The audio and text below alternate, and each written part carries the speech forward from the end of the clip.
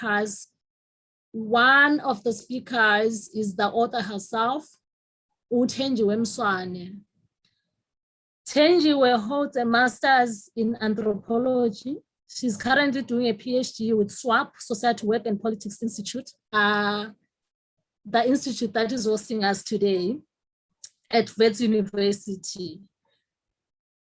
Thenjiwe is an experienced gender researcher and a retired queer activist. That's what she calls herself. On the panel, I have two respondents who will be in a conversation with Thenjiwe. And the first respondent will be Nqobile Shezi, who is currently completing her master's degree in sociology at Wits University. She's currently working as a part-time researcher for an NGO that authenticates legitimate, comprehensive sexual and reproductive health and youth-friendly health services in and around South Africa. Then the third speaker on the panel will be Gorata Chengeta. She's a researcher and a writer. She's currently a student at the University of Witwatersrand. She enjoys writing and thinking and about sexual violence, feminism, and justice. So I'm going to give Thenjiwe 10 minutes to talk to us and share her experiences of the journey writing the book, All Gomorrahs Are the Same. Over to you, Thenjiwe. Thank you, Dr. Hlengiwe Ndlovu.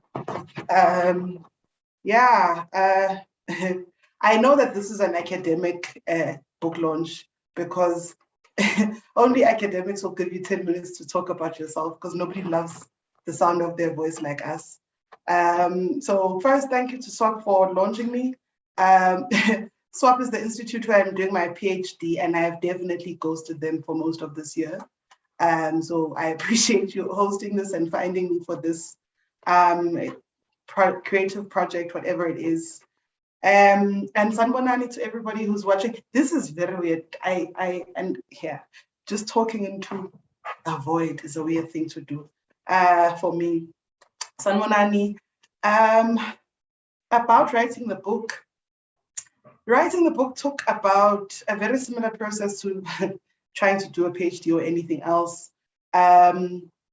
Maybe let me get the things that I get asked out of the way. I had no intention of writing a book. It was never a dream of mine. Never in my life did I grow up wanting to be a poor white hipster who writes books and lives off inheritances. That was not going to be my life. I had a relationship with writing, I guess. I think many people I know I'm a poet in high school era. So I think that is my first sort of relationship with writing. And I'm grateful that this is the platform that I am given and that I am speaking to the people that I'm speaking to, because for whatever reason, an amazing woman called Panashe Chikumati, which I think you all know, who was a student at Wits and is an ancestor of mine within the Blackbird space. I don't even remember why.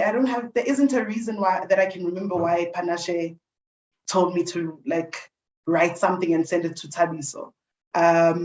And I don't even think Panashe had seen anything I'd written, really. I get asked a lot about my path to getting a publisher.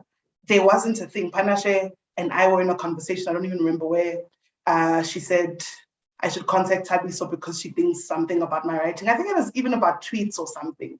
And the way my intellectual property is just, intellectual property, and it's on the streets, and I don't turn it into anything.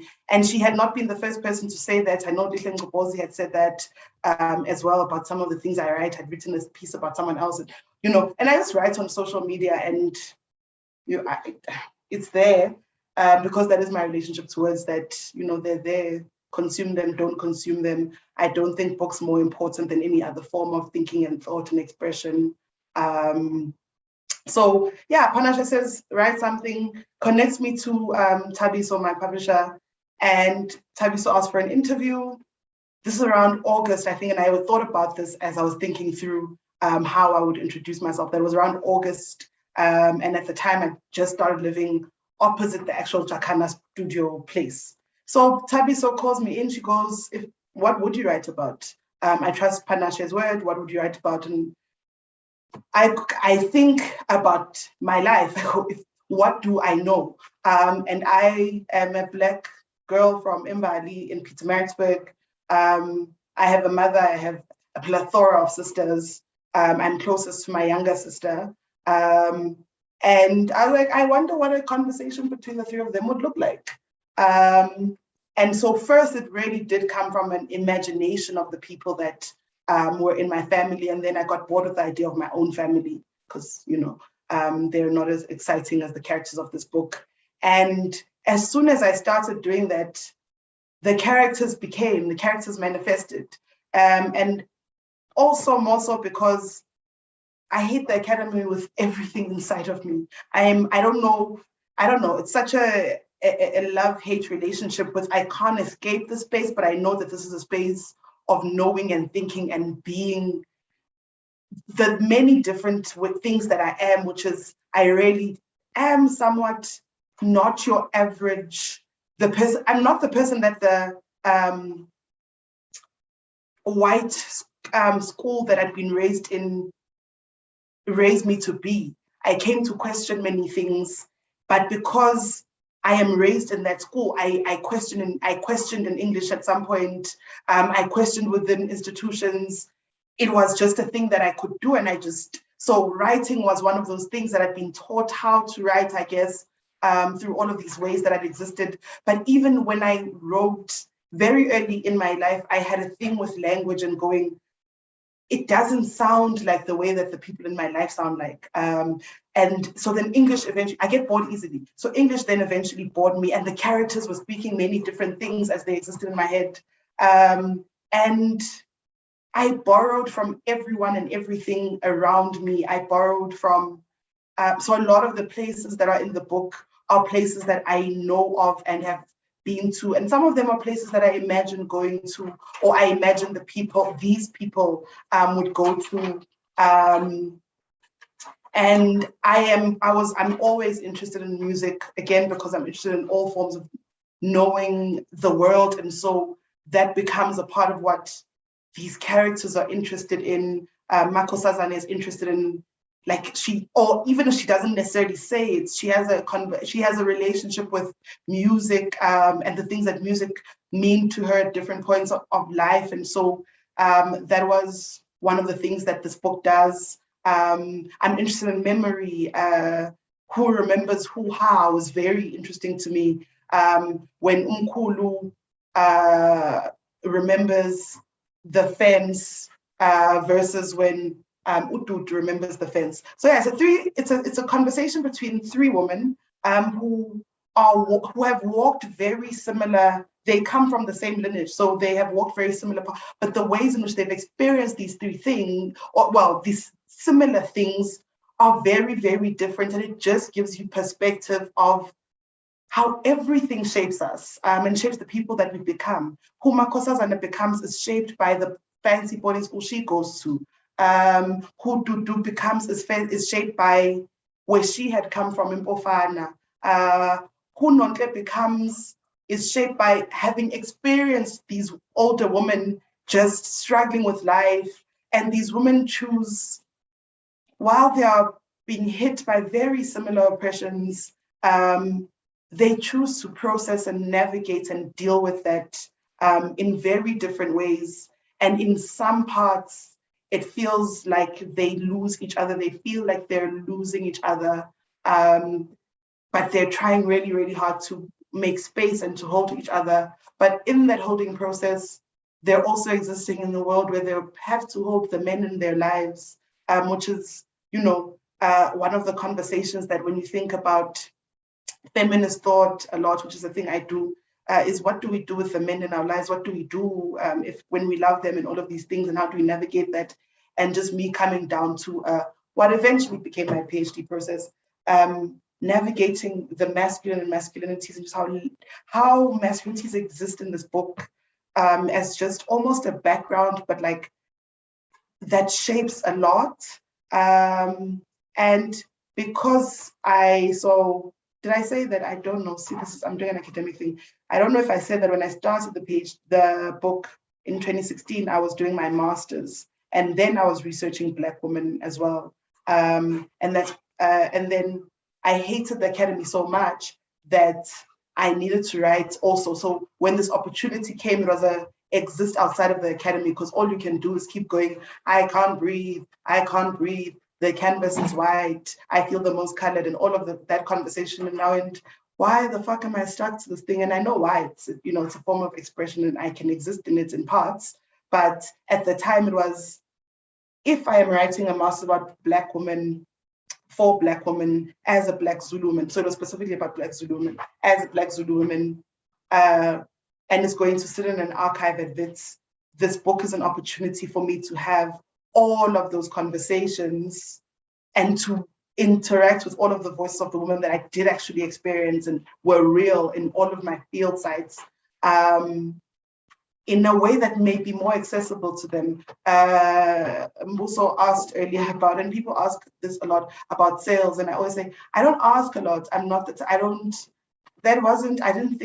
I didn't assume I was going to make money out of selling books. I'm not yet, I think. I don't know, I am not checking. But that wasn't the intention, nor was it the project. I just, even if one book had sold, I would have gone, and even if one book lives in a library and some Black girl discovers it 100 years from now and goes, this is a dope ass book, I would have been fine with that. I'm not fixed on my work proving capitalist value to me, which is why we work so hard in the academy, right? So that's why you are writing a book while you're doing a PhD, while you're working a job, while you're, it's because worth and value to me is, I guess, if you read it, read it. If you don't read it, someone else will read it. The thing about the written word is you're not going to destroy it. It's there now.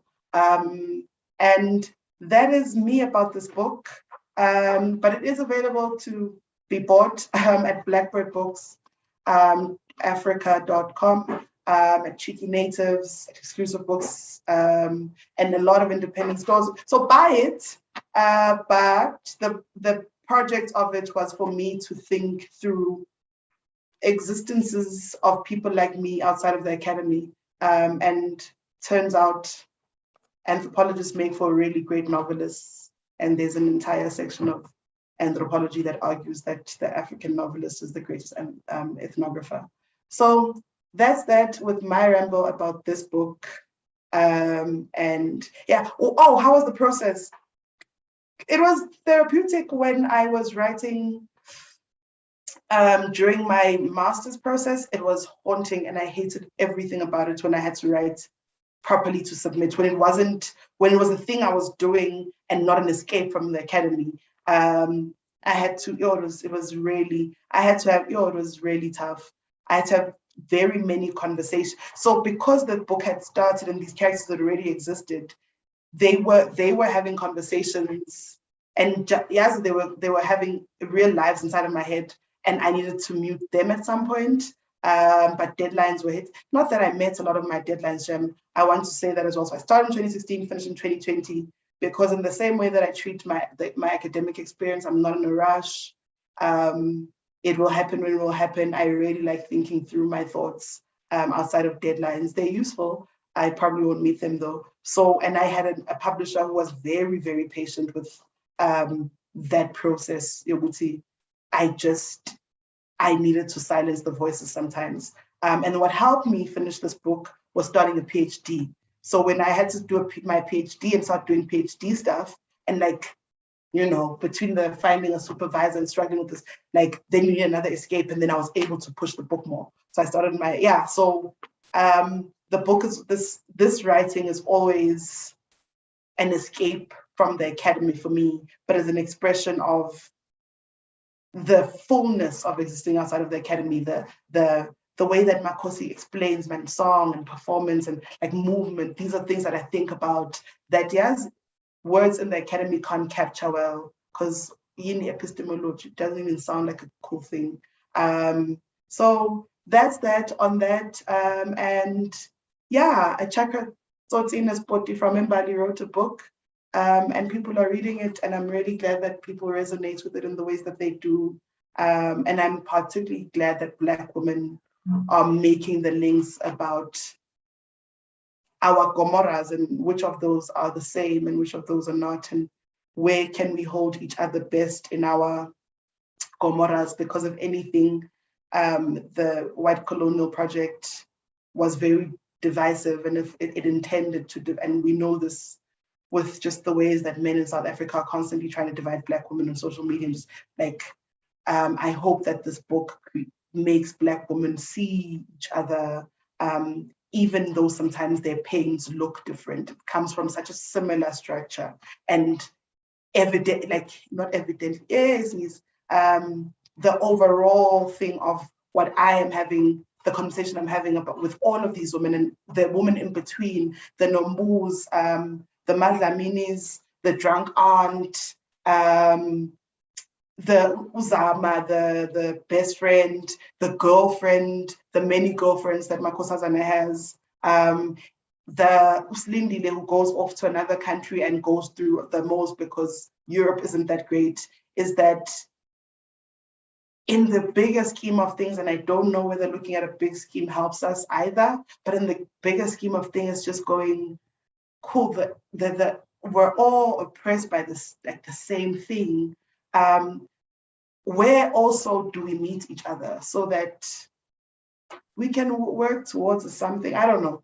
It's the conversations I wish Black women would have, man, in very honest ways with each other, so that we can hold each other better and love each other better and be amazing people. The end. I'm very awkward, especially because I'm looking at a blank screen. I'm gonna mute myself.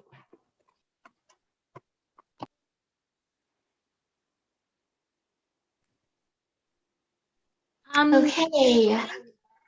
Thank you so much, Thenjiwe, for such an interesting conversation, taking us through your journey. And it's so amazing how your escape produced such a beautiful piece of work, of which most of us from Black communities and other African societies can relate to, because the stories in this book are familiar stories, some of the things that relate to in an everyday basis. And once again, congratulations for producing such an interesting piece of work, a book that we can look back to in the future and then teach our children about some of the stories that were documented about our everyday lives. Now I'm going to call upon Nqobile. She will be followed by Gorata to engage Thenjiwe's work. Thank you. Hi, everyone. Thank you so much, Thenjiwe, for this stellar piece of work. I enjoyed reading your book, and I'm most grateful that you were able to write this book and to write about Black women's trauma without it giving trauma porn, right? So one of the major themes in this book is parenting, and you use parenting as a gateway to speak about Black womanhood, to speak about masculinity, class positionality, to speak about what it means to be a mother and to mother and raise your children and the kind of society that we live in, right? So I want to read a passage and then ask you a question, just so I am able to locate my questions within your work, right? So I'll be reading from page 188 from your book. And Duduzile, who is the mother to Makhosi, reflects, right? And she says, she, Makhosi, thinks I don't understand, and maybe I don't. I don't know who is worse, us or them. They who find words and phrases to term things we are familiar with in foreign tongues. They who refuse to stop speaking about it, but we do not recognize them in their big words. She thinks I don't understand, and maybe I don't. As we wear our pain, Nyenzilo, carrying it carry it on our bodies, staring you in the face silently, right? And I'm thinking about the time when uMakhosazana came back home from boarding school and she used the word patriarchy, and Nonhle was born at that time, right? And Nonhle, the younger sister, looked at her in awe because what does patriarchy mean? What exactly is patriarchy, right? And throughout the book, you make a connection between Thulani, the father of uMakhosazana, and uMakhosazana, right? And you establish a connection between both their behavior. So I wanted to ask a question, right, about this connection and about how you use their relationship, so Thulani and Makhosazana, to explore different expressions of misogyny and different expressions of masculinity in the book, right? And I'm interested in how Makhosazana goes to school and she learns this language and she has, or she acquires and possesses education, but she can't hold space for her mother, right? So what's the point of her accumulating and possessing this language and education if it will be used to weaponize Duduzile, and if Duduzile will be scrutinized for parenting and fall short all the time, right? So going back to your introduction, the introduction you gave now, where do we meet each other? What's the point of us then acquiring all these resources if all we do is just demonize and villainize and weaponize our education and the language that we acquire along the way to just, scrutinize our parents' parenting? So that's question number one, right? And then you also spoke about uNombulelo, umamncane Makhosazana or usisi Makhosazana, and how she also adds texture to the book. And I'm interested in her reflection, right, on the anger yaga Makhosazana. So I'll also read another passage from page 160 before I ask my second question. So it reads as follows: your anger tells me that you expect platters of silver from people who only started getting spoons of silver. You need to place your anger at people who cause your anger, not the people trying to respond to their anger too, right? And I'm so frustrated with Makhosazana because, again, I feel like she should know better, and I'm not sure if maybe I'm too judgmental, but I feel like she should know better, right? She should know that all of us are just going through the most, and that her mother is also going through the most. And granted, she feels very frustrated about Duduzile's parenting, but she doesn't seem to villainize Thulani. Thulani is absent, right? He is the father, but no one seems to hold patriarchal figures in the family accountable, right? And we see uMakhosazana sort of like attack her mother throughout the book, but nothing is ever said about Thulani's parenting. And I'm interested, again, going back to the question I asked about how you link uMakhosazana and Thulani, right? And how it's very clear that they express masculinity in this book in different ways, right? So also leading on to or following that trail of thoughts, I'm interested in how we can but how Duduzile was also supposed to hold both Thulani and uMakhosazana accountable. And uMakhosazana especially because although I acknowledge that, she's suffering and she's struggling through mental illness, I think sometimes, and this may sound controversial, right? But either way, we are here to engage. I think sometimes people use their mental illness to sort of evade responsibility and accountability. And I'm really interested in how we can hold everyone's favorite character. And it seems that that favorite character is uMakhosazana accountable also. And to say, granted, Duduzile has her own flaws and her own failures, but I mean, all of us do, right? Why can't we extend grace to her? And why do we always sort of not hold people that are masculine in the homes accountable, and what that accountability should look like? So those are my questions for now. Again, congratulations on writing such a brilliant book. Thank you. Thank you. And Ngiyabonga Nqobile, such hard questions. I normally really wing things, but I had to write them down because very serious questions. And Let me start with everyone's fave and accountability. I think in parts I'm having that conversation. And I am having that conversation with a very specific people, Nqobile. I am trying to have that conversation with queer masculinities. And I'm trying to have that conversation because I am one and I'm attracted to one. And as again, I'm attracted to them. But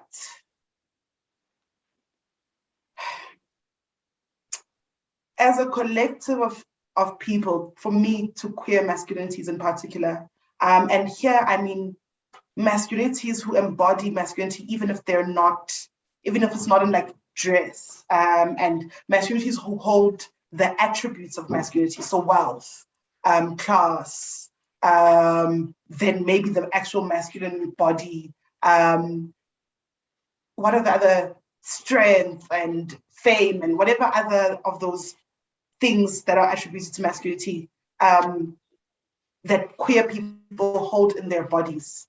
And I think part of my conversation is for us to exist fully as human,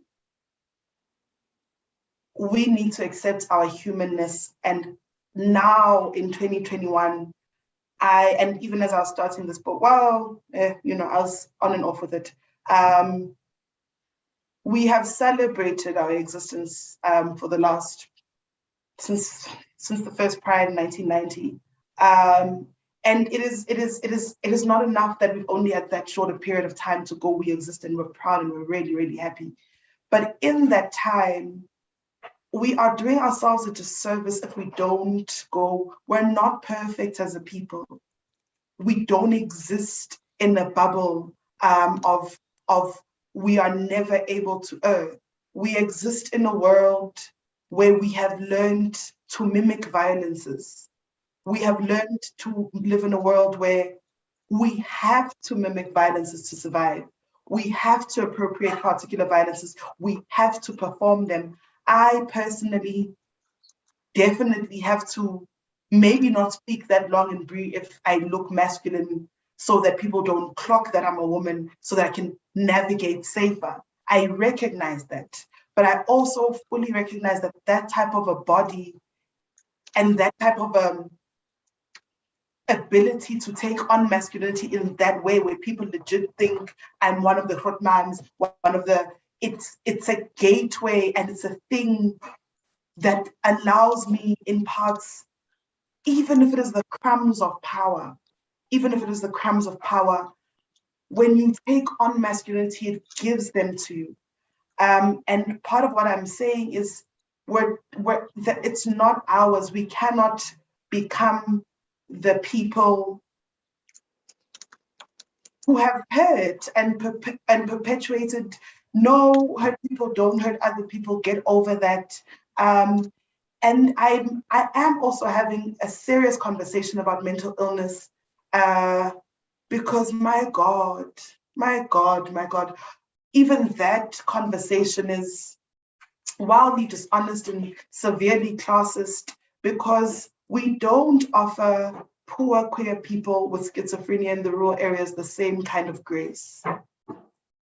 We don't. We offer a kind of a grace to a type of an illness in a place, in a space that is very urban. And we need to have honest conversations about that. We need to have honest conversations. Yes, absolutely, yes. It is tough to walk around with these illnesses. It is tough, but we exist steps further than we were years ago. We exist with access to so much. And maybe it's unfair to expect queer people to expect so much better from queer people. So maybe that's also another conversation. Why do we expect better from Makhosi? Really, life has been unkind to her. She everything she's ever known about herself has been taken away from her. She speaks this language to her mother because that's how she was taught. She was taught that you don't pronounce the B. She was taught that it's embarrassing if you pronounce the B. She was taught that mothers should travel to London's, and she's shocked when she eventually finds out that her mother has been to Johannesburg. And when these things are happening, she was meant to have applauded these things. She was meant to, and Thulani says this, the world applauded and Makhosi went, right. And this is the thing also about queer people, that we know that unless you climb the class circle, the class, whatever that thing is called in families and whatever, you can't, like there's this thing about, you can't be queer and poor. And even within queer people have that thing, because like the thing about the safety that Johannesburg and the urban cities says is that they're homophobic once or twice a year, and we get to call them toxic on our social media. And we get to have the choice of not going home. And when we have that conversation about toxic parents, it's those of us who have left who are able to have that conversation. What about the queers in rural and township areas who don't have that, oh, I don't go home for Christmas because there are so many conversations for me that just I'm trying to have with queer people and go, cool, it's all right. We were telling them we exist for the last however many years. It's all right. But man, our house is a mess. Let's chat. Let's chat through how we don't have a Somizi Mohale situation, and people are shocked at now people are going, oh, there was something fishy about that age thing. Okay, that's been happening in the queer community for years. Our elders wait for us to come to Johannesburg and they pry, right? There's so many, and that's a masculine thing of wealth and power and status. But we're not having those, and then when those things happen, it's like, oh, not us. We're just pink rainbows and sunshine. We abuse no one. Nakane Torre has written about this. Also Blackbird, shout outs. This is why, for me, the novelist, the African novelist, is really the act, because these things already exist in fictional work. People are saying things. We're just going, we want to chat about rainbows. That's fine. I really love rainbows. I have a lot of rainbow masks. But that is a dehumanizing process for me, men. We're human. We're hurt, sharp. Let us work toward, we're here now. Also, those of us who are not brave enough to commit suicide, we're here now. So can we work to, because also we're building families now. That's where we are as South African queer people. We actually are raising kids. What folk we'd raise, because also these kids can come back and turn around and go, y'all raised us in fucked up ways. You were high all the time. You were like free about all these things, and know that it was a terrible experience for me. And we're gonna have to be accountable for that. So yes, right now we're in this transitional phase, and I can't wait for the kids we're raising to come back and go, Gorata, do you remember, like when my child comes up to Gorata one day and goes, Gorata, when you drank alcohol in front of me, that did a thing, be accountable. And I want to see how we do that, because I don't know what our long-term in community building is. So that's the one thing. And then that's why that comparison between Thulani and Makhosi exists. It's this thing about the ways in which masculinity abuses Black women. Truly, it really, really does. In whatever body that it comes in, it is violent. It's violent in language. It's violent in demanding loudnesses. So you speak, so that you quoted Dudu saying they come back with a language we don't understand. We perform our mourning in Inzilo and silences. That is language. We want people to stand up and go, oh no, patriarchy, you must go. Oh no, patriarchy, you must go. Yo, that doesn't necessarily need to be because there's so many things that they've had and languages that they've had, but sometimes we're trying to force feed, again, poor, rural, township people with our language so that we can speak back their pains to them. They know. We are a lot of the time I feel like we really are the anthropologists and ethnographers. We go here are, and not colonized, the missionaries, we go, here's the way you must explain your existence. Here's the ways you must explain your mental illness. Mental illness is not new to Black communities. We are so colonized, it's wild. We really think that we come from people who lack languages. Words have existed. I always use the example of amatata to explain a person like me. I'm anxious all the time. And so I grew up, I know now that that's anxiety, right? So I never finish a thing because I'm like, but I know it's anxiety, and the language has existed. Speech impairments, and there's things about how our language is meant to even explain how that thing feels like. It sounds like unamatata. You just like and then like it's a, you feel and that's a speech and they can't finish. It explains exactly what it is. Whereas anxiety, if I go, I have a speech impairment, I don't know what that sounds like, So we come from a people, and that's important. And so the work of masculinity is to just destroy and destroy and destroy. And it is a project of the masculinity as we know it now is a project of the same system.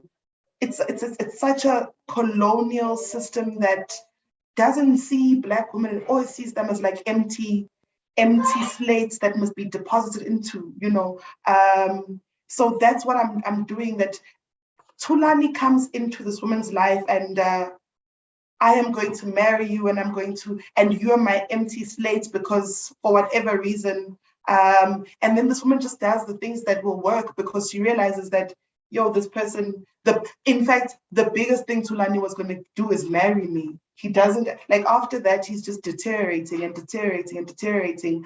And he has the privilege of looking like a good man because he's married. He has a wife and kids, but he's doing absolute bare minimum in the house because really a lot of Black men are just growing up to get married and then they are void of any responsibility ever again. So how, then the question is, how is that, how do I expect to hold them both? It's not even an expectation, it's really what Black women do. Black women will hold their husbands, their trashy ass sons, their fathers, they'll still bury all those trashy ass motherfuckers, they'll still like send them money. Black women and their sons, because do you know what they also do? They have coddled this idea that men are fickle and weak, and even though they're also strong, but men, when a man is crying, it's the whole world, like they know that these men are weak, and women must hide. When women are married, protect your house, this man will go around cheating, but it won't be on him to protect your house. It must be you who mustn't tell other people to protect your house. So she was going to do it, and she does. And you see that relationship with the masculine people of her family. She does, and she just knows how to. She does it in the office. So it's not just, she does it with the men in the office. And she says she doesn't want to, but she does. And yeah, and I guess I think I'm answering some of the things about masculinity, class, positionality, and then parenting and mothering. I am interested, so I'm not just interested in mothering, I'm also interested because, again, as I say, we're in the time where queer people are parents, and we're really, it shocks me every time. We have kids to raise. We are doing more than just being at sixes, my God. Like, it shocks me every time that people my age, we really all have kids, or a lot of us have kids or are in the process of having kids. So it's not just about, Makhosazane also has a relationship with parenting, because Makhosazane romanticizes who she's going to become to Nonhle. She fails dismally at becoming that person, and instead she takes the child out to go get drunk in Melbourne. That's not even what the child wants. And then she actually has to parent, and is met with a child who is a lazy masculinity like herself, because that child was just like, nah, and she didn't know what to do, and she absolutely did not know what to do, and she was met and faced with herself. And then you, who has shamed your mother for so many things in her parenting, you can't even stay. This child has gone through so much trauma with the father that you pack up in the middle of the night, and that child doesn't even deserve a goodbye. What is wrong with you, sis? And again, we can justify this because, queer existence, but we mimic the things that we know until we can have honest conversations about what it means to be queer and what communities are we trying to build and how do we relationship with the rest of the world. These are our, however terrible the backgrounds of our parents are and all of the abuses we've had to deal with how they were incredibly violent.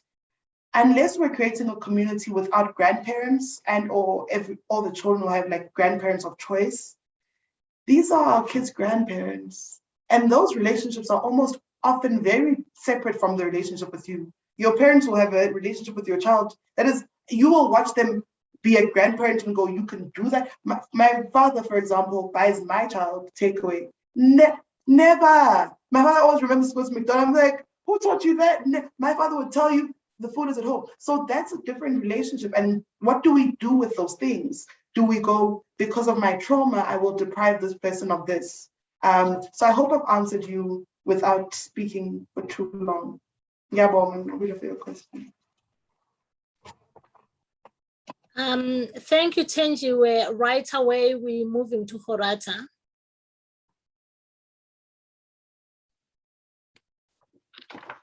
Hi, everyone. Thanks so much, everyone, for being here. Thank you, Thenjiwe, for this book. I think the first thing I want to say is that it's beautiful. And the point that I want to make to everyone who hasn't read it yet is that I think it's extremely skillful. So my response will mostly be about like what I found most impressive. Because Thenjiwe, I've seen you in a lot of different contexts, but I think this is the first time I'm engaging with your artistic work. And yeah, I was just really blown away. And I want to talk about like levels of what you've done. So the first thing I wanted to talk about was just, for me, the book is a really good discussion of the intergenerational, which I think is like, you know, it's on the blurb. So that's the first thing that comes up. And I found that it was giving substance to the kinds of disconnections that happen because of all the kind of violences that Black people have gone through. And I think what I really like about what you do in the book is it's very layered, and you show how different the violences are and how they differently manifest. Because ultimately, Blackness is not this monolithic and homogeneous experience. So I think that's really important. The other thing is that like the language that you use is like completely delicious, and like that's all I want to say. I really enjoyed reading it, and this is important for me to say because I don't really like reading fiction that often. I get bored sometimes, but in reading it, I've been kind of enjoying how you tell a story and thinking about like kind of the techniques that you're using. And yeah, so one of the first things that really struck me was reading your writing. I was reminded of the experience of reading Phaswane Mpe's Welcome to Our Hillbrow, which was for me a book when I read it, it was like, I feel like I'm reading a book in Setswana in English.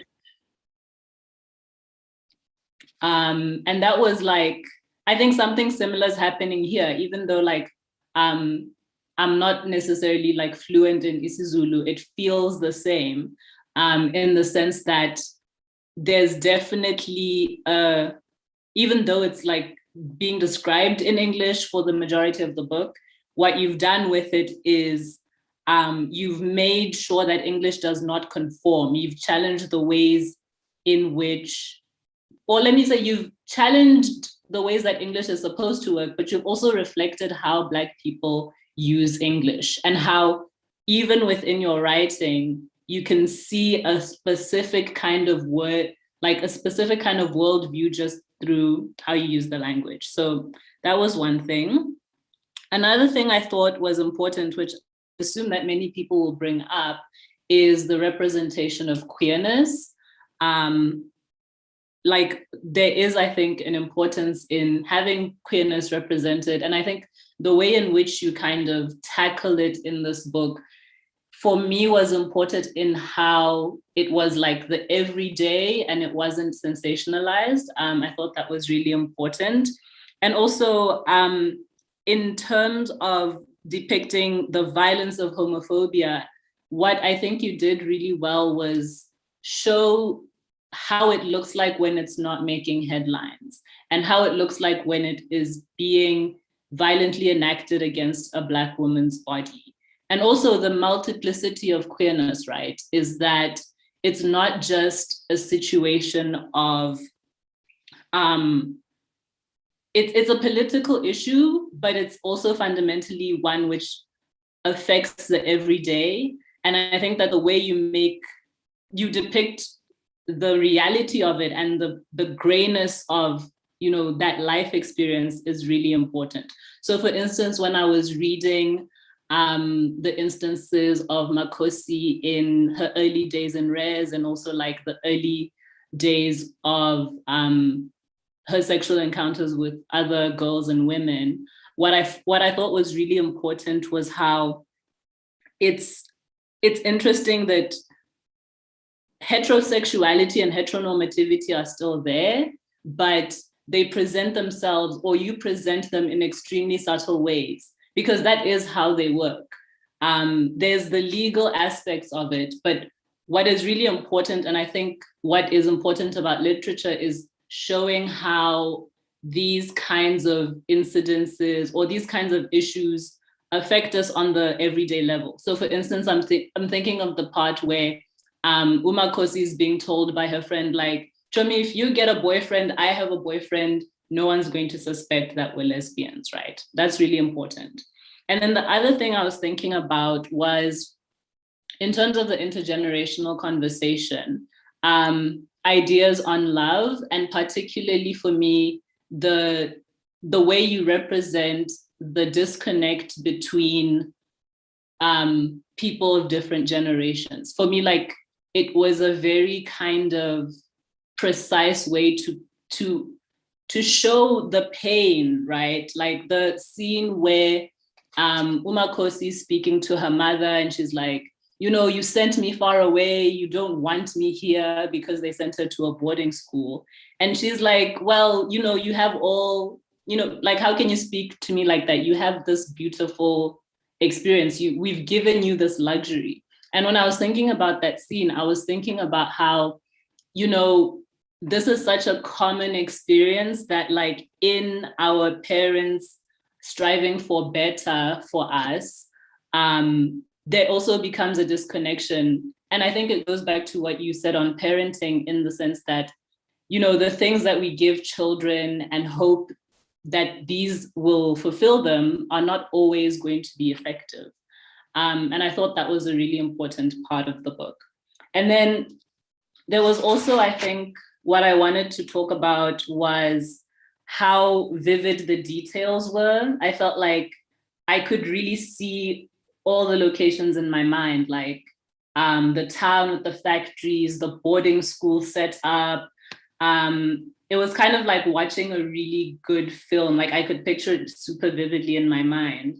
And also what was important for me is the character development and the pacing, which is what I think makes the book such a pleasurable read, is that every detail works really well. Like when you know, Makhosi speaks for a certain amount of time, and then Dudu, and, you know, you take it back and forth in that way, but it keeps the reader interested. And it does so in a way that all the really important points that you make, I think, come up in a very subtle way. So for instance, when we see Makhosi's depression, we first experience it through her younger sister's eyes. And I thought that was like really resonant with how these things actually happen in real life.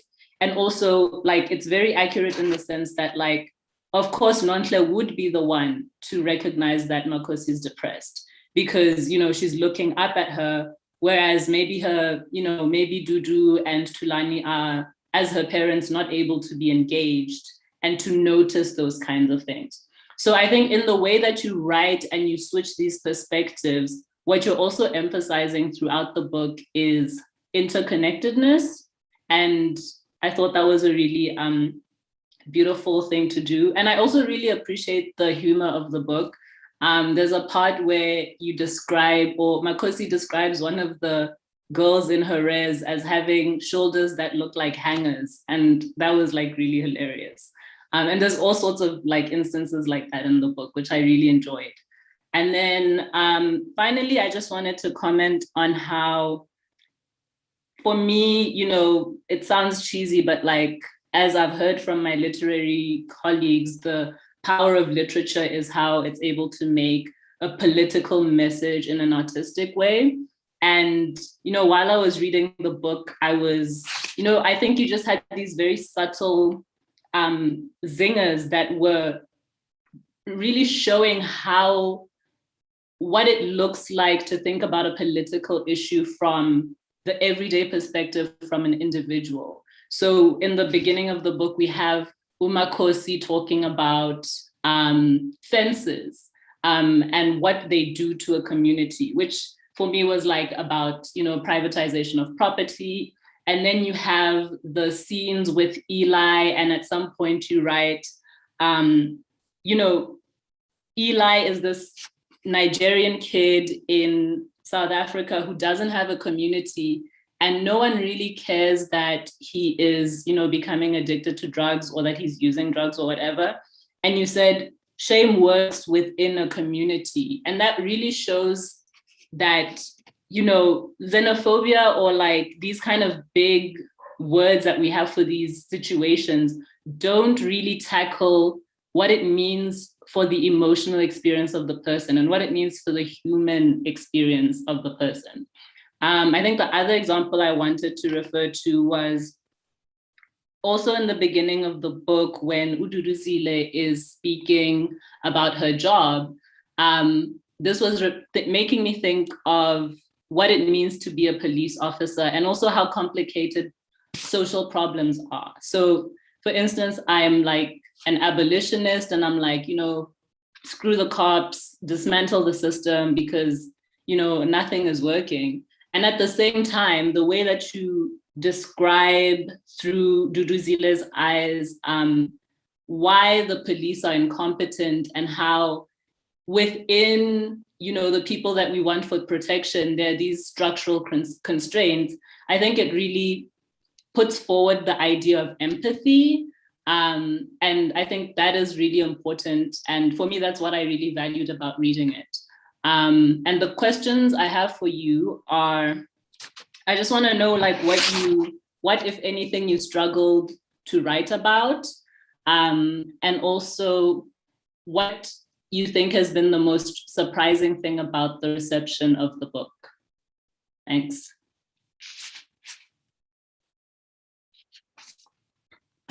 Thank you, my friend.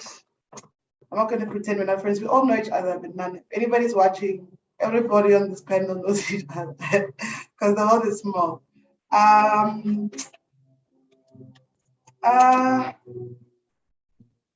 What did I struggle to write about? Dudu being a police. I don't know why the hell she had to be a police. It would have been so much easier if she'd been a nurse. Yeah, that was really, really tough to write about. I most of the time when I would sort of throw this book away and go no, was around Dudu and Dudu being a human, and Dudu sort of forcing me to be empathetic to her holistically. I think you said that this book allows us empathy, or that it allowed to empathy. I think that's not just a theme of Dudu's policing. I think that was definitely an overall thing, that definitely a conversation I'm trying to have about the ways in which to be the people that we have been for the longest time. And some of us are more human than others, and some of us are less human than others.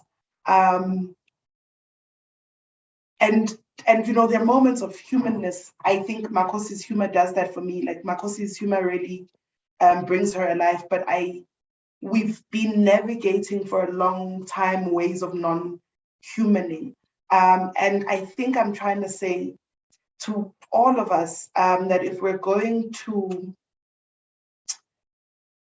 build anything, and I'm really interested in the construction of a something, I don't know why, just because the world as we know it is really terrible.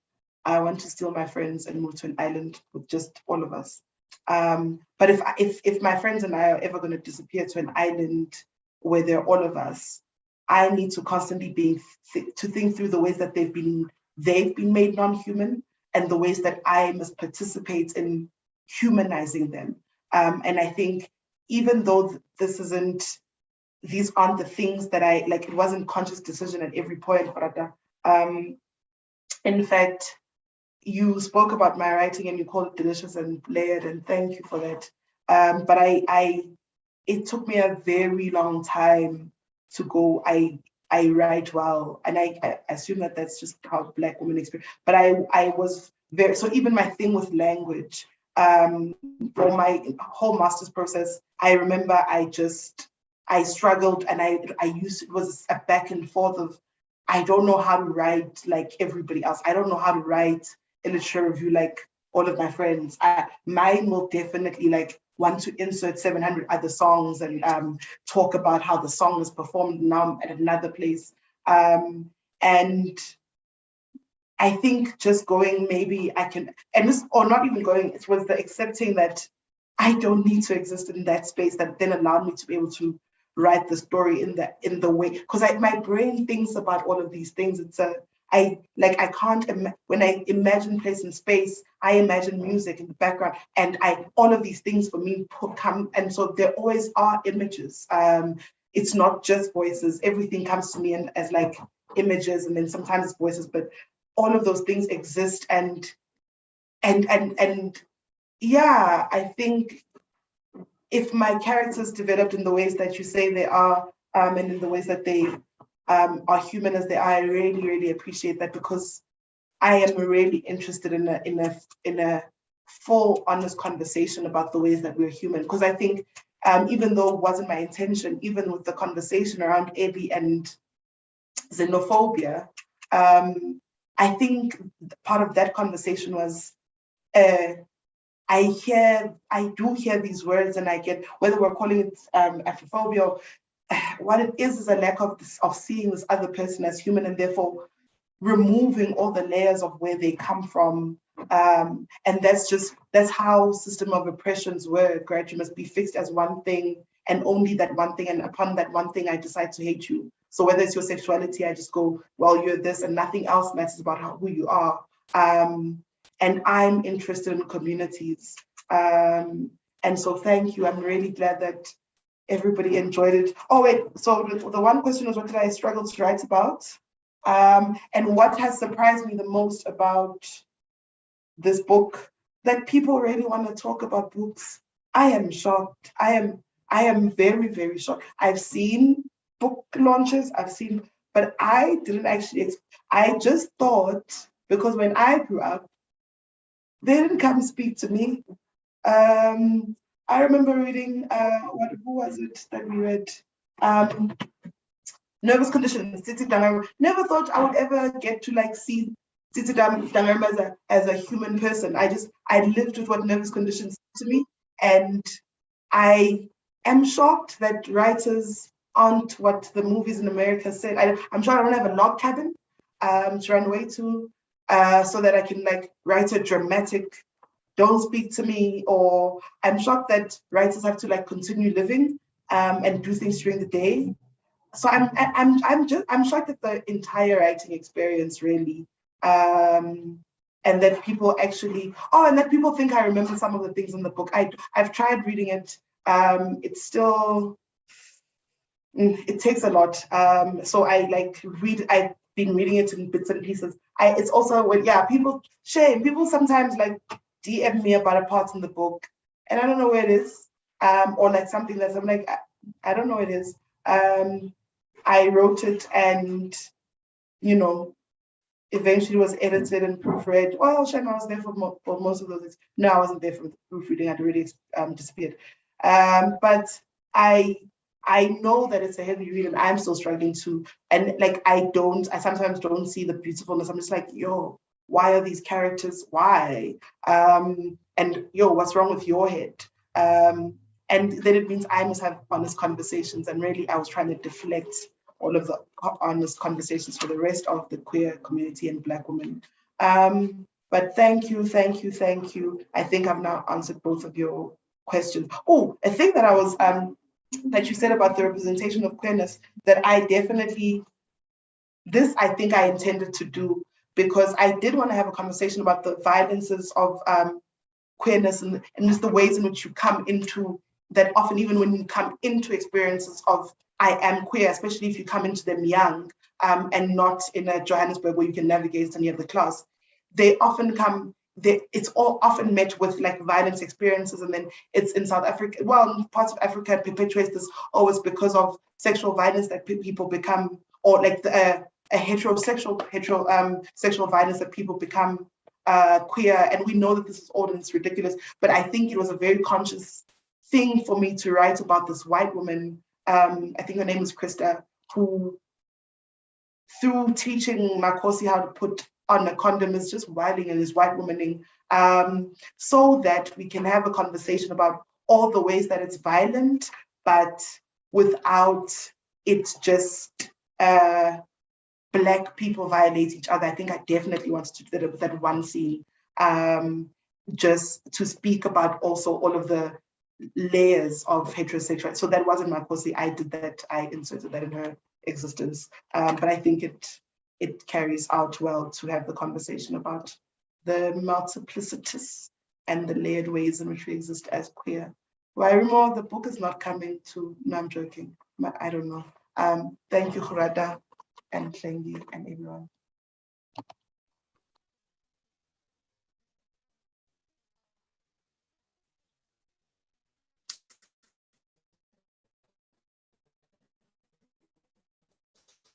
Thank you so much, Thenjiwe. Thank you, Nqobile, and thank you, Gorata. Please note that you are welcome to write comments, to raise your hands. If you want to engage in the conversation, we still have a few minutes, I think about 25 minutes or so for this conversation. So you can populate the chat to be recognized if you want to speak, if you want to respond, if you want to questions. While for all the three panelists, and this has to do with the loudest themes.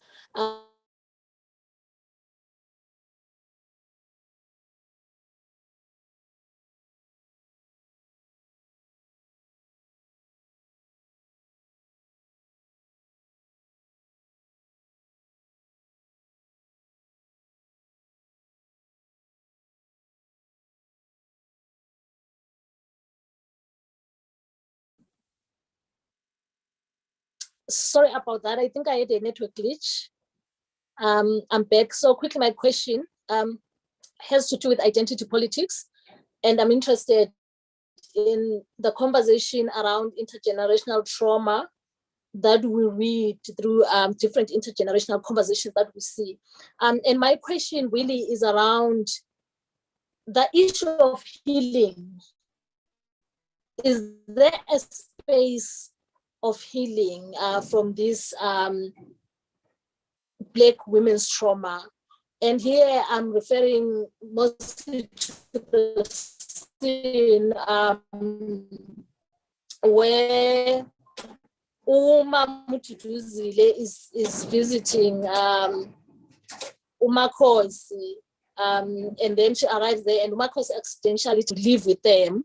And I'm interested in particular to Duduzile's response, but also to Itu's mother's response in terms of where she was supposed to bring along Ayanda, but she didn't. So I'm trying to think through here about the possibility for any spaces of healing for this Black women's trauma that we're experiencing throughout this book. And the question is open to all of you.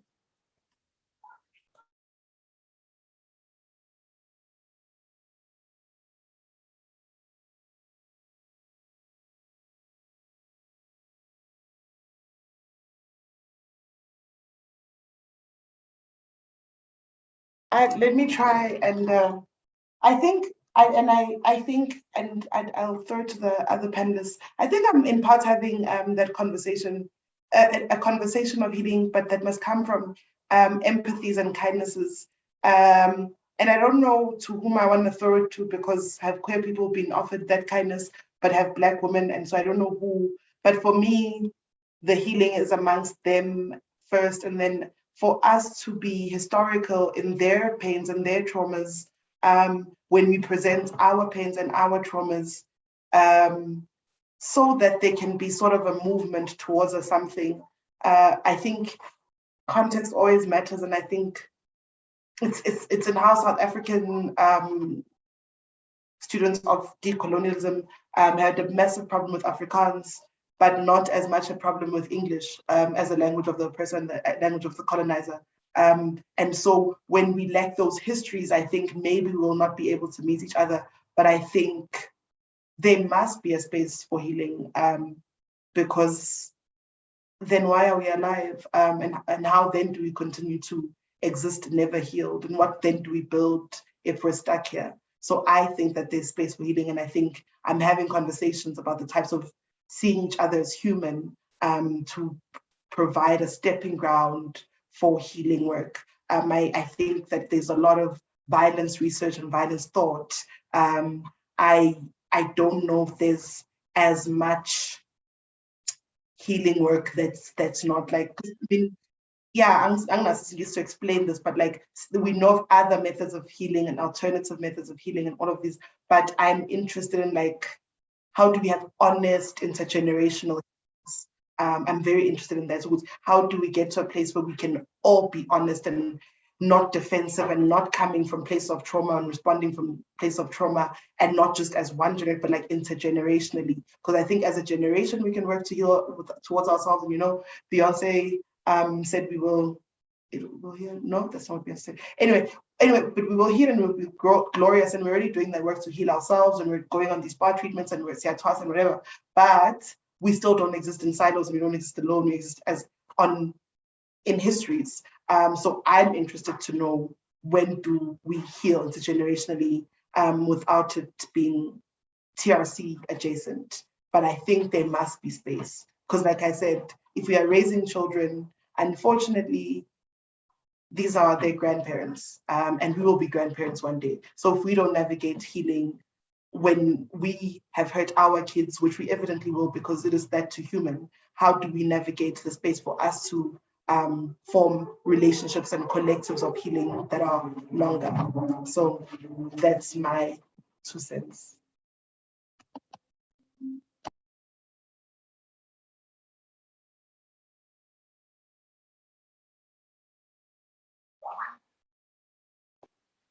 Okay, to answer your question, Dr. Ndlovu, I think I agree with Thenjiwe. I think for me, it really goes back to how we are so, I guess, we're just so quick to forgive men, right? And I think it is rooted in how we see Black women as supernatural, or as gods, as people who don't make mistakes. There's very little room to be human, very little room to fail, very little room for errors, right?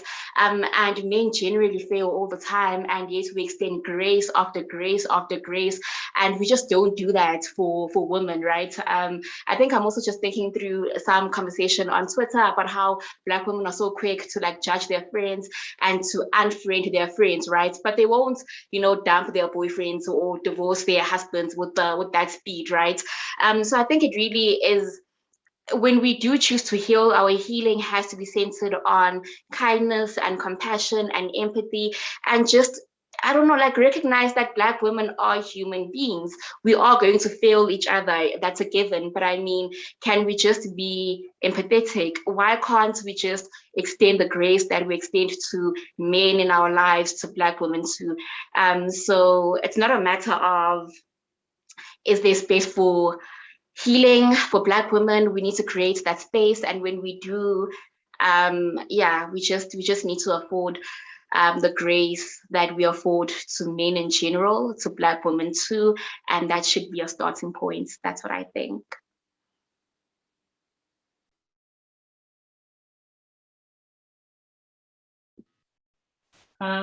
So I don't know what to say about like healing intergenerationally, because that is like a huge task. I mean, we should always try, but I have nothing that hasn't been said. But I think in terms of healing generally, something that's really important to me as an ethic is recognition and even just acknowledging the problem. So like in my research on sexual violence, one of the things I think about a lot is based on something Phumla Gqola wrote in Rape: A South African Nightmare and her other work, where she writes about the fact that South Africa there was so much normalized violence, right? During apartheid, before apartheid, that was never addressed. And ever since I've read that and like I've spent a few years kind of with it at the back of my head, it's been very clear to me that what is really vital is also diagnosing the problem and seeing it for what it is, which I think in the context of like colonial violence, the weight of the problem is so immense that sometimes, or often, I think like there's so many incentives not to see it, not to think about it, to numb ourselves from recognizing how in pain we truly are.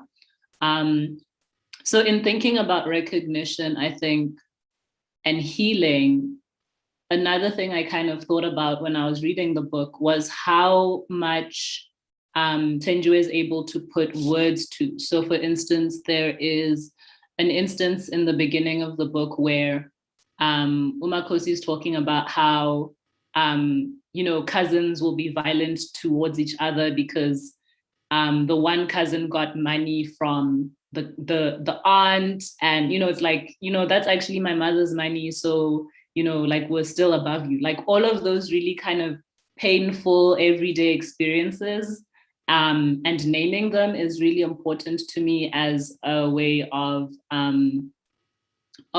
being able to diagnose the problem so that we can heal. So I think in one way, even though I don't like think that representation is this like amazing thing that's gonna like change the world, and like once you see yourself in a book or in a movie, you're like suddenly not under structural violence. But for the purposes of healing, I think that representing the problem, seeing it in a myriad of ways, and being able to name it and to think about it is an important step. And I think that's also the value of like literature and other kinds of art, is that we can start to say, actually, we have these experiences and actually we're being violent towards each other. And maybe then we can start thinking of like, what do we need to do to stop perpetuating the violence before we can get onto the healing.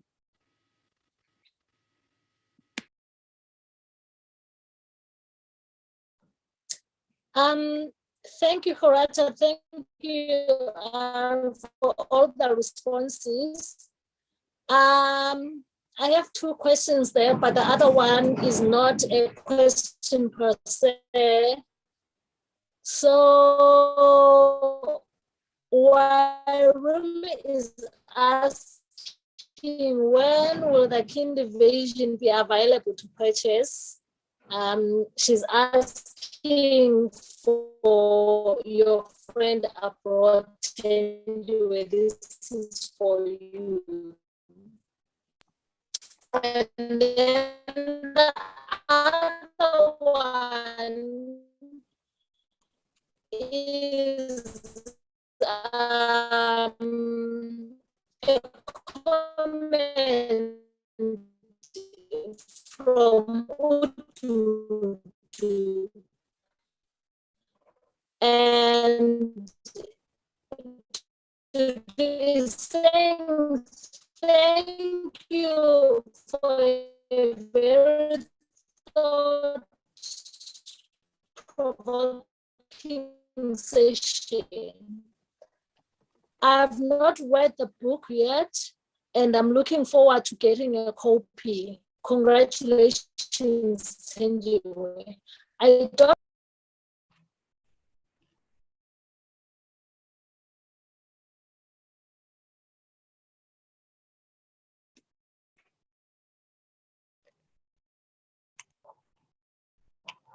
I think Hlengiwe has disappeared, so I'm gonna just answer Wairimu in the meantime.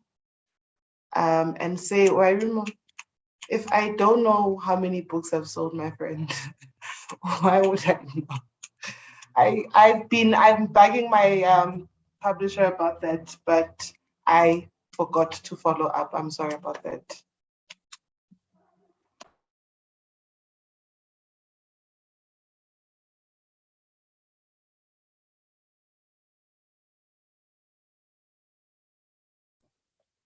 And to other panelists, do you want to respond on the question about the concept of time?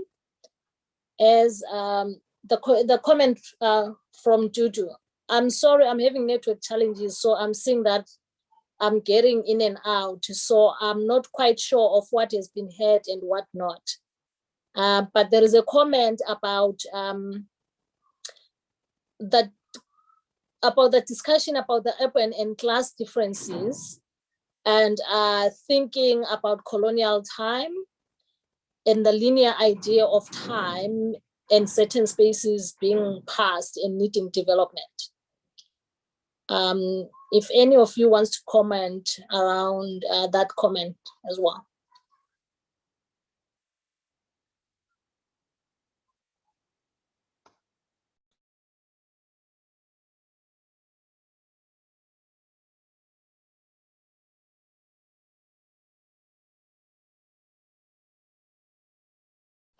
I don't know if I should start again, but I'm looking for, please give me a few minutes because you said you haven't read the book. I'm looking for parts of the book that I think it was Nqobile had made reference to about fences. And I just want to read a snippet about how in my head I have conversations about time as non-linear, and it's also really hard to not think through time in linear ways, because I think a big part of the ways in which we are able to miss each other is that I don't know, a lot of what Makhosi, so Nqobile earlier had said Makhosi's everybody's depressed queer self with lots of mental illnesses, who also holds a very severe masculinity with her. One of the things that I always try to emphasize with a lot of people, for me, a big thing about who Makhosi is that for the longest time, she goes to this fancy private school and is told not to ever perform in particular. She engages loss for a very long time, and I think that's the project of the Anglo-Christian colonial project, that the project was to lose a lot of who we are so that we could be the slates that can then be inserted to.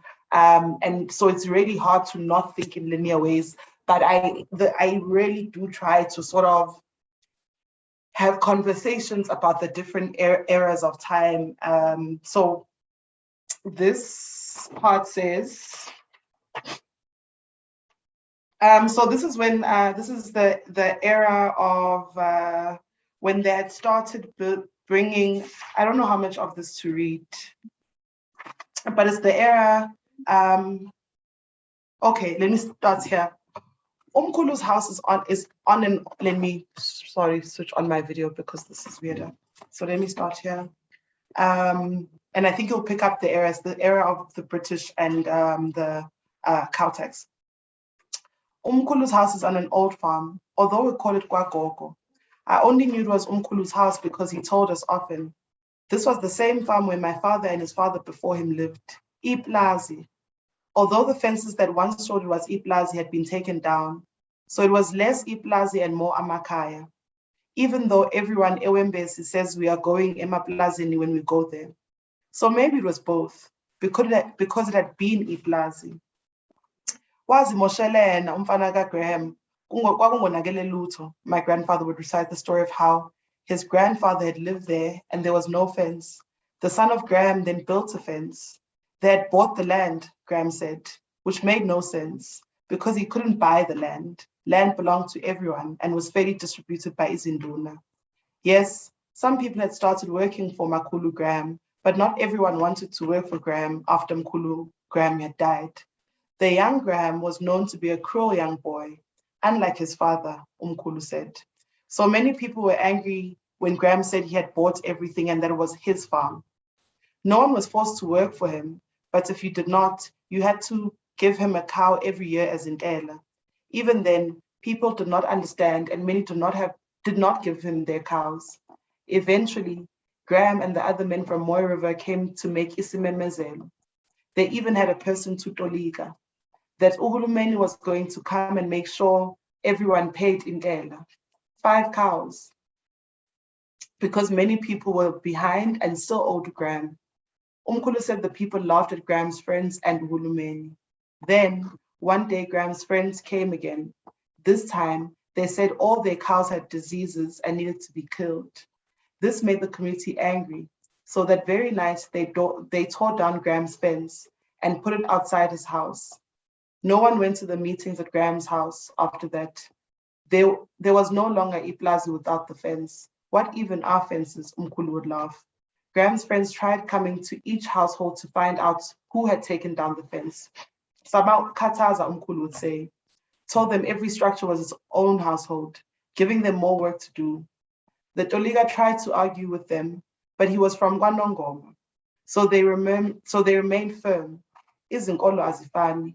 Nongoma had its own izinduna, Makhosi, and even amasiko, which is true. And this continues until the part where Graham asks, until the part where Umkulu says, but I'm looking at the time, fences make people think they can own not only things, but land and people too, the village decided. So there was no clear separation of a yard. But when Duduzile tells the story, Duduzile tells a different story about how the women were the ones who were responsible for the coming down of the fence. But so what I'm doing here is I think in part having a conversation, one about the current poverty of KZN and the displacement of KZN and the ways in which if we are ahistorical and we go, oh, people just moved to mines, for example, and that's the work of the migrant city, without the context of how is it that the system was created, we're losing a lot of the conversation. So I try in the book that almost all of the characters as well have conversations about how they perceive the same place in a space. So yeah, I don't know if I perfectly answered the time question, but I think time is important in that the lessons of time has been a massive loss, that the system that we're all in, where we've lost our language and our everything are in. And I try to do that work of connecting times, even though this book ends in 2021. The book ends in the year 2021, but I sort of try take it all the way back to then and have everybody's experiences of the stories they heard about that time to make the intergenerational connections and the links.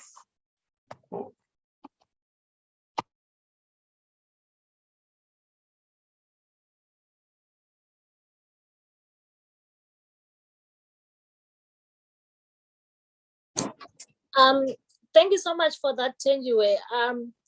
For me, I think the most important part where you're talking about time, it's where the same story can be told differently. So it's the people who are at the same place but they are from different generations and they are telling different stories. I think it's one of the stories that you just referred to when Duduzile is narrating about what happened to the ferns, and then Umkhulu is telling a different story, and Duduzile is telling a different experience in terms of her own understanding of what happened during the tearing down of the ferns and how it came not to exist again. So for me, that is one important event about the whole idea of time and how events can be read from different perspectives. But I would love to hear what other panelists are saying about that idea of time.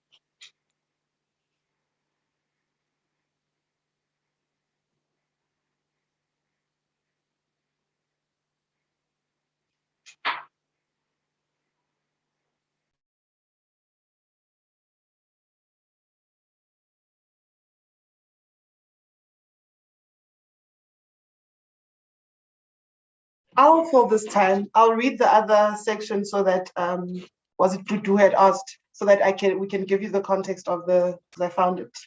And it starts with the British had grown invasive with marking their territories, setting rules and borders. My father and I, so this is the mother telling the story, Dudu is telling the story. My father and I seem to remember the time differently. Ah, Graham, we defeated Graham by being clever, was what he told the children. Oh, memory. He knew, like everyone else, it wasn't like he claimed it was, nor was it as easy, especially in the houses which only had women, and worse still, when girls tried going to school. Simply passing Graham's gates was a gruesome task. It was a few older girls who started using the hole in the fence towards the end of the farm. It led to just above the Van Reenen farm, which was a farm with old white people who only had cleaning staff moving in and out of there. No one young lived there, and so there was seldom movement inside. There was seldom movement inside or security there. The older girls taught a few of us, and so the fence became our new gate. Eventually, the sheriffs who were higher than the security guards and only came to check the numbers realized the girls were no longer passing by the gate, but were still being seen in uniform on the other side, heading to school. That was when they banned girls from going to school throughout Nottingham Road and in Pofana. They came to the schools to drag us out if we were found. Those of us who were younger could get away with looking like boys in class. Pilisiwe was caught by the sheriff using the hole in the fence once. She was beaten to near death. It was then that the fence was taken down. When they took Pilisiwe away, Izintombi went to see her in hospital. What the rumor was, she told them one thing, a thing we were never meant to know, a secret for Izintombi ezindala, no mama. There were rumors about what the secret was too. Yes, they were demanding cow tax, but it was Izintombi Zendao who tore the fence down in anger. When Izintombi came back from the hospital that day, they looked possessed. Even the men could not stop them, so they joined and eventually took over. Graham's fence was left outside his house. The Van Reenens disappeared in the middle of the night in fear. The sheriffs would not let us rest for months after, basking in the moments when they would find only women and girls in a rondavo. Everyone in Ndaweni knew to show no sign of weakness. We rejoiced when we heard Umatrina had made Graham eat Ushevu. She was known as a witch and remained feared as a witch because she was the witch who freed us. Then they introduced compulsory school fees in higher secondary school, and immediately the number of girls in school decreased. So I think in part of what I'm saying with that is, so the one Umkhulu remembers the story from the perspective of the thing that was important to him, which was cows. and Caltex, versus Ududu, who remembers this because a violence happened against a Black girl. And in fact, what the fence was about how it was to manage when and how they went to school, and to ensure that they couldn't go to school or must stop at a certain time. So I think but also I think what a thing that Dudu constantly does in the book is she's able to reflect and to go, what is the work of memory? Because I'm also very, very interested as just a scholar on the things we choose to remember when and how, and when violence help, or sort of, I don't know what the word is, sort of, I don't know, shields our everyday existences, so we forget the violences, but we just, every time we see that thing, it's like, there are no more fences, without it always triggering this memory, except every time this one man boasts about how it was the men when it wasn't. But yeah, and Makhosi also has a very different experience of looking at the same place, but she's in the 90s and she's going, oh, it's so beautiful, this land of the free, that has these beautiful randa, and she romanticizes it. And so I make a constant relationship with that. So for me, time and memory and loss always go together, because this book is also about loss. Because what are the things that are lost to memory because of time? And I'll never get that right academically. So I sort of navigate that in the book.